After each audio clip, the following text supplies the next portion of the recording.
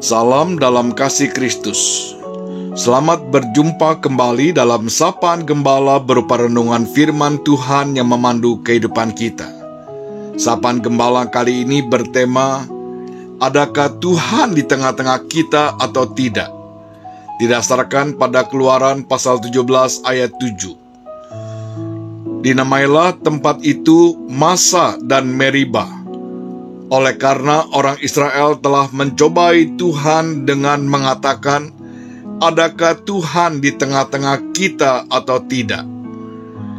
Kisah ini dimulai dengan penjelasan singkat bahwa di padang gurun Sin, segenap jemaah Israel berjalan dari tempat persinggahan ke tempat persinggahan sesuai dengan titah Tuhan. Saat mereka tiba di Massa dan di Meribah, mereka tidak mendapatkan air untuk diminum. Seperti biasa, mereka langsung berteriak, "Berikanlah air kepada kami, supaya kami dapat minum." Lalu bersungut-sungutlah bangsa itu kepada Musa dan berkata, "Mengapa pula engkau memimpin kami keluar dari Mesir untuk membunuh kami, anak-anak kami, dan ternak kami dengan kehausan?" Di tempat inilah bangsa Israel bersungut-sungut dan mencobai Tuhan. Bagi mereka lebih baik berada di Mesir sekalipun dengan tekanan perbudakan bangsa Mesir. Sebenarnya, pengalaman kekurangan bahan makanan dan minuman sudah dialami sebelumnya. Jadi bukan hal yang baru bagi mereka. Tidak lama setelah keluar dari tanah Mesir, misalnya, mereka mengalami masalah dengan air minum yang terasa pahit, yang membuat mereka bersungut-sungut. Tapi Tuhan memberikan jalan keluar. Seterusnya, setelah mengalami ketiadaan bahan makanan, roti, mereka pun bersungut-sungut lagi kepada Musa. Dan Tuhan pun menanggapi mereka dengan memberikan makanan, mana, yang turun dari langit. Keluaran 15 ayat 13 sampai 21. Di tempat ini juga mereka bertanya, adakah Tuhan di tengah-tengah kita atau tidak? Sikap seperti ini menunjukkan ketidakpercayaan mereka kepada Tuhan.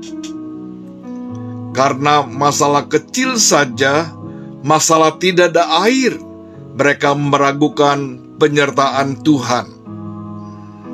Mereka lupa dengan apa yang telah Tuhan perbuat terhadap mereka. Mereka lupa Tuhan membebaskan mereka dari perbudakan Mesir. Mereka lupa peristiwa 10 tulah bagi orang Mesir. Mereka lupa peristiwa Laut Braun yang menyatakan karya Allah yang luar biasa menolong mereka. Mereka lupa penyertaan Tuhan melalui tiang api dan tiang awan sehingga mereka dapat berjalan siang dan malam. Mereka lupa bahwa setiap hari Tuhan memberikan mana dan burung puyuh. Mereka lupa pemeliharaan Tuhan selama ini.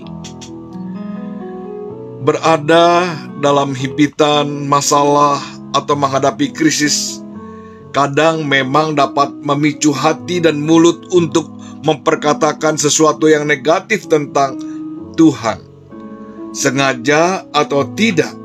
Entah melalui perkataan, entah melalui pikiran, kita juga pernah meragukan penyertaan Tuhan dalam hidup kita.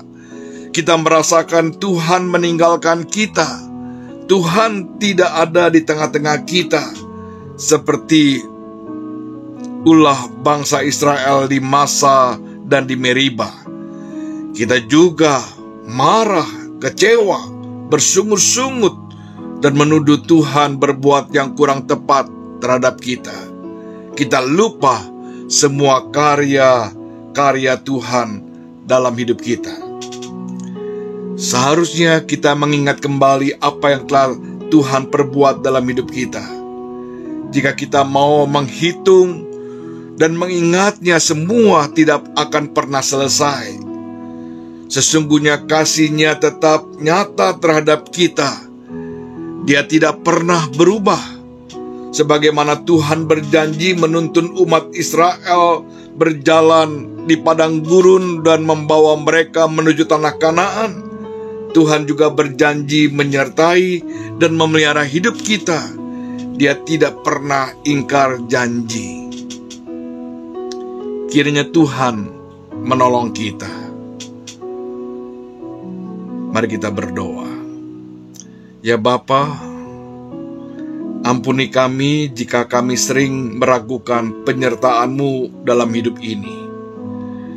Mampukan kami untuk tetap percaya bahwa Engkau tetap nyata, menyertai, dan menolong kami. Dalam nama Tuhan Yesus, kami berdoa. Amin. Sampai di sini renungan firman Tuhan. Tuhan memberkati kita. Sampai jumpa.